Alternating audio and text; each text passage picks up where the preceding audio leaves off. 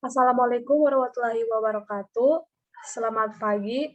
Saya Francisca Banu, mahasiswa Politeknik Setiawan Bandung, semester 2 dengan NIM 20110272, Prodi Manajemen Sumber Daya Manusia Aparatur, kelas MSDM U2 Angkatan 2020. Pada kesempatan ini, saya akan mempresentasikan materi tentang bimbingan dan konseling untuk memenuhi nilai tugas ujian akhir semester mata kuliah Psikologi SDM.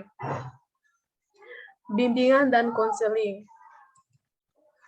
Apa itu bimbingan? Bimbingan dan konseling merupakan terjemahan dari istilah guidance dan counseling dalam bahasa Inggris. Kata guidance berasal dari kata kerja to guide yang mempunyai arti menunjukkan, membimbing, menuntun, ataupun membantu. Sesuai dengan istilahnya, maka bimbingan dapat diartikan secara umum sebagai bantuan dan tuntunan. Namun tidak semua bantuan diartikan bimbingan. Menurut Sergers dan Stone, mengartikan bimbingan sebagai proses pemberian bantuan kepada individu agar mampu memahami diri dan lingkungannya. Menurut Rohman Natawijaya, mengartikan bimbingan sebagai suatu proses pemberian bantuan kepada individu yang dilakukan secara berkesinambungan supaya individu tersebut dapat memahami dirinya dan dapat bertindak secara wajar sesuai dengan tuntutan, dan keadaan lingkungan sekolah, keluarga, masyarakat, dan kehidupan pada umumnya. Apa itu konseling?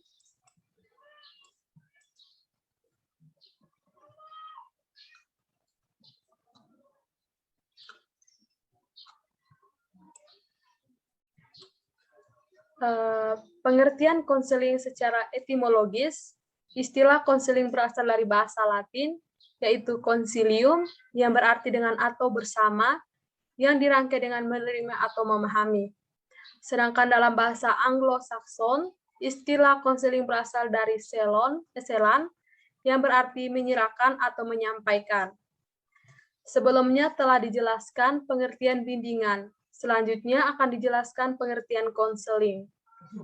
Wagito mengemukakan bahwa konseling adalah bantuan yang diberikan kepada individu dalam memecahkan masalah kehidupannya dengan wawancara, dengan cara-cara yang sesuai dengan keadaan individu yang dihadapi untuk mencapai kesejahteraan hidupnya. Tolbert, konseling adalah hubungan pribadi yang dilakukan secara tatap muka antara dua orang dalam mana konselor melalui hubungan itu dengan kemampuan-kemampuan khusus yang dimilikinya. Dengan melihat uraian tentang bimbingan dan konseling di atas, maka dapat dirumuskan tentang pengertian bimbingan dan konseling, yaitu serangkaian kegiatan berupa bantuan yang dilakukan oleh seorang ahli pada konseling dengan cara tatap muka, baik secara individu atau beberapa orang, dengan memberikan pengetahuan tambahan untuk mengatasi permasalahan yang dialami oleh konseli dengan cara terus-menerus dan sistematis. Pengertian bimbingan dan konseling menurut para ahli. Yang pertama, berdasarkan pasal 27 Peraturan Pemerintah Nomor 29 Tahun 1990, bimbingan merupakan bantuan yang diberikan kepada siswa dalam rangka upaya penemuan pribadi, mengenal lingkungan, dan merencanakan masa depan. Sedangkan menurut Permendikbud RI Nomor 111 Tahun 2014 tentang bimbingan dan konseling pada pendidikan dasar dan pendidikan menengah, menjelaskan pengertian bimbingan dan konseling adalah upaya sistematis, objektif, logis, dan berkelanjutan, serta terprogram yang dilakukan oleh konselor atau guru bimbingan dan konseling untuk memfasilitasi perkembangan peserta didik atau konseli untuk mencapai kemandirian dalam kehidupannya. Menurut Prayitno dan Erman Amti, merumuskan arti bimbingan adalah proses pemberian bantuan yang dilakukan oleh orang ahli kepada seseorang atau beberapa orang individu, baik anak-anak, remaja, maupun dewasa, agar orang yang dibimbing dapat mengembangkan kemampuan dirinya sendiri dan mandiri, dengan memanfaatkan kekuatan individu dan sarana yang ada, dan dapat dikembangkan berdasarkan norma-norma yang berlaku. Yang ketiga, Kartini Kartono lebih lanjut mengungkapkan, bimbingan adalah pertolongan yang diberikan oleh seseorang yang telah dipersiapkan dengan pengetahuan, pemahaman, keterampilan-keterampilan tertentu yang diperlukan dalam menolong kepada orang lain yang memerlukan pertolongan. Tujuan bimbingan dan konseling, yang pertama, kebahagiaan hidup pribadi sebagai makhluk Tuhan. Yang kedua, hidup bersama dengan individu-individu lain. Yang ketiga, kehidupan yang produktif dan efektif dalam masyarakat. Dan yang keempat, harmoni antara cita-cita mereka dengan kemampuan yang dimilikinya. Prinsip bimbingan dan konseling. Prinsip-prinsip ini berasal dari konsep-konsep filosofis tentang kemanusiaan yang menjadi dasar bagi pemberian layanan bantuan atau bimbingan.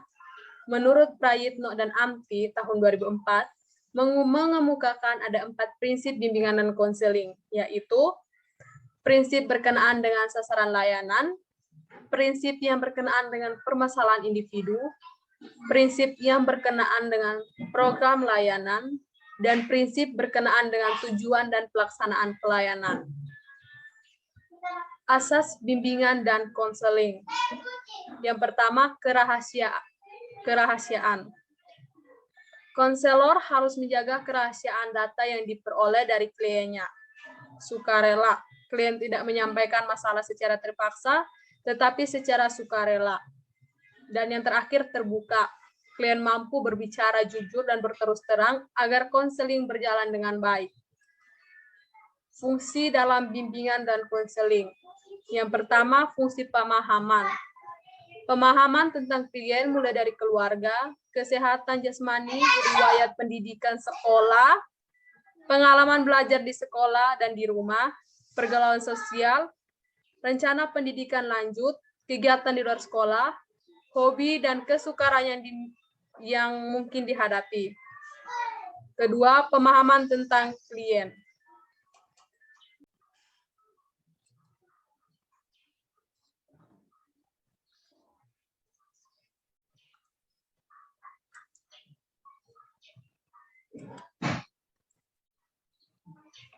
Yang terakhir, pemahaman tentang lingkungan yang lebih luas. 2. Fungsi pencegahan merupakan usaha pencegahan terhadap timbulnya masalah. Yang ketiga, fungsi pengetasan.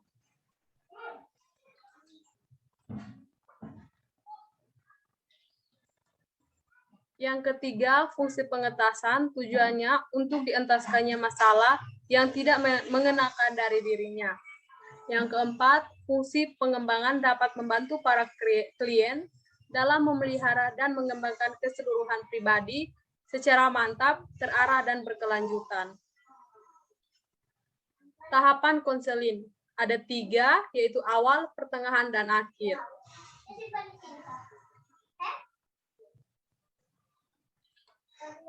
Tahapan awal konseling. Adapun yang dilakukan oleh konselor dalam proses konseling pada tahap ini adalah sebagai berikut.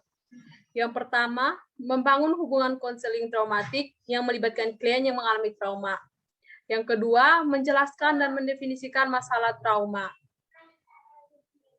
Yang ketiga, membuat penjajakan alternatif bantuan untuk mengatasi masalah trauma. Yang keempat, menegosiasikan kontrak. 2. Tahap pertengahan konseling adalah mengkonfrontasikan pada 1. penjelajahan trauma yang dialami klien, yang kedua, bantuan apa yang akan diberikan berdasarkan penilaian kembali apa-apa yang telah dijelajahi tentang trauma klien. Adapun tujuan dari tahap ini, yang pertama, menjelajahi serta mengeksplorasi trauma serta kepedulian klien. Yang kedua, menjaga agar hubungan konseling selalu terpelihara. Yang ketiga, proses konseling berjalan sesuai dengan kontrak. tahapan akhir konseling. Yang pertama, menurunkan kecemasan klien. Yang kedua, adanya perubahan perilaku klien ke arah yang lebih positif, sehat, dan dinamik. Yang ketiga, mempunyai tujuan hidup yang lebih jelas. Yang keempat, mampu menyikapi masalah dengan sikap positif, mampu mengoreksi diri, dan menghilangkan sikap dan yang suka menyalahkan dunia luar yang tidak menguntungkan.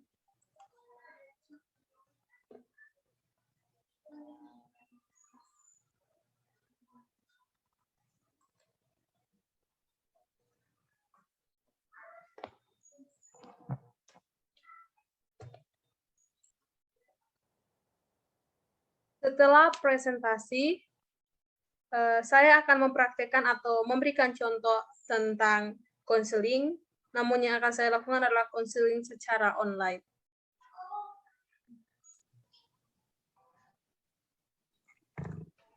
Selamat pagi, Ibu. Selamat pagi ya, Kak. Mari silakan duduk. Wah, Ibu sangat senang sekali bertemu dengan Eka. Eka, bagaimana kabarnya? Ya baik, Bu. Kalau Ibu boleh tahu, kenapa kabar Eka tidak baik? Entahlah, Bu. Saya merasa sangat bingung dan sedih. Ibu memahami apa yang kamu rasakan. Namun, apakah perasaan tidak enak atau yang mengganggu perasaanmu itu bisa dibicarakan bersama? Iya, Bu. Saya pikir juga begitu. Bisakah Eka jelaskan sedikit? Ya, Bu. Dengan senang hati saya akan menceritakannya. Tapi mohon dirahasiakan kepada siapapun, karena ini adalah masalah pribadi saya. Kalau begitu, Ibu ingin mendengarkan sejauh mana perasaan tidak enak yang mengganggu Eka. Eka bisa bercerita tentang semua yang Eka rasakan, karena semua akan bercerita dengan leluasa dan tenang. Begini, Bu. Saya merasa tidak percaya diri ketika tampil di depan orang banyak, apalagi ketika saya presentasi di depan kelas. Lalu bagaimana? Setiap saya tampil di depan kelas, saya pasti gugup dan bingung harus berkata apa. Rasanya tiba-tiba bibir saya menjadi kaku. Bisakah menjelaskan lebih jauh tentang perasaan tidak percaya diri yang Eka rasakan? Saya gemetar ketika tampil di depan kelas, Bu. Saya juga merasa tidak percaya diri saat akan menjawab pertanyaan dari dosen. Padahal saya hanya menjawabnya dari tempat duduk, tetapi saya tetap merasa gugup dan gemetar. Ini yang menyebabkan saya jarang bicara dan berpendapat ketika dosen mengajar di kelas. Bisakah Eka lanjutkan yang Eka lakukan ketika merasa tidak percaya diri di kelas? Saya hanya diam saja, Bu. Bisakah Eka Daripada dengan cara demikian Eka merasa senang dan nyaman di kelas? tidak, Bu, tetapi saya terus berpikir. Mungkin Eka berpikir kalau segala sesuatu itu harus sempurna tanpa ada kesalahan sedikit pun.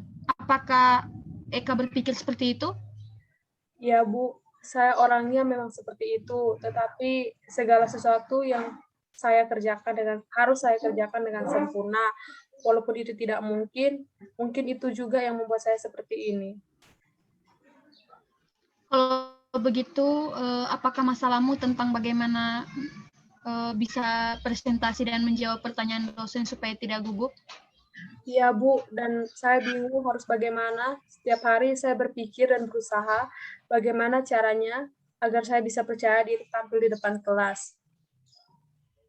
Ya, bagus sekali ya, Kak, sudah memahami masalah yang dialami, yaitu bagaimana bisa presentasi dan tidak gugup dalam menjawab pertanyaan dosen. Ya, Bu, saya sangat ingin sekali bisa tampil percaya diri di depan kelas, tapi rasanya sulit sekali. Bagus sekali keinginan Eka, Ibu sangat senang mendengarnya. Lalu, apakah Eka sudah punya cara untuk mengatasi masalah tentang tidak percaya diri waktu presentasi dan gugup menjawab pertanyaan dosen? Saya masih bingung, Bu. Apa yang membuat Eka merasa bingung? Saya takut jika nanti saya salah saat menjawab pertanyaan dosen, atau ketika presentasi saya takut nanti saya ditertawakan oleh teman-teman. Apakah Eka sudah berusaha melakukan yang terbaik? Rasanya belum, Bu. Jika mencobanya saja belum, lalu kenapa bisa berpikir negatif seperti itu? Nah, itu yang saya tidak mengerti, Bu. Baik, saya akan berusaha melakukan yang terbaik, Bu, agar saya merasa percaya diri, presentasi, dan menjawab pertanyaan dosen. Baiklah, apa kira-kira rencanamu sementara sebagai pegangan untuk tindakan selanjutnya? Pertama, saya akan berlatih dan belajar dulu tentang materi yang akan saya presentasikan. Kedua, saya akan berpenampilan rapi, sehingga saya akan merasa lebih percaya diri. Dan yang ketiga, saya akan berdoa sebelum melakukan presentasi agar lebih tenang. Saya rasa itu yang akan saya lakukan, Bu. Good. Eka sudah tahu apa yang harus Eka lakukan. Sebelum pembicaraan ini kita tutup, bagaimana perasaanmu setelah kita berdiskusi? Atau apakah ada kesimpulan? Saya merasa lega dan lebih tenang setelah melakukan konseling. Kecemasan dan ketakutan yang saya alami mulai menurun, dan juga saya tahu langkah-langkah apa yang harus saya lakukan untuk mengatasi rasa tidak percaya diri saya ini. Baik, setelah melakukan konseling ini sekitar beberapa menit, jadi kesimpulannya yang pertama, Eka akan berlatih dan belajar dulu tentang materi yang akan Eka presentasikan. Kedua, Eka akan berpenampilan lebih rapi sehingga merasa lebih percaya diri. Dan yang ketiga, akan berdoa dulu sebelum presentasi. Apakah Eka yakin akan melakukan itu? Ya, Bu, saya yakin. Apa perlu Eka sampaikan? Tidak, Bu, saya kira cukup. Bagaimana kalau kita menutup pembicaraan ini, dan saya mau mengucapkan terima kasih atas kesediaan Eka sudah mau menceritakan masalah yang telah Eka hadapi. Baik, Ibu, terima kasih juga. Oke, kalau gitu kita sampai ketemu lagi ya. Ya, Ibu.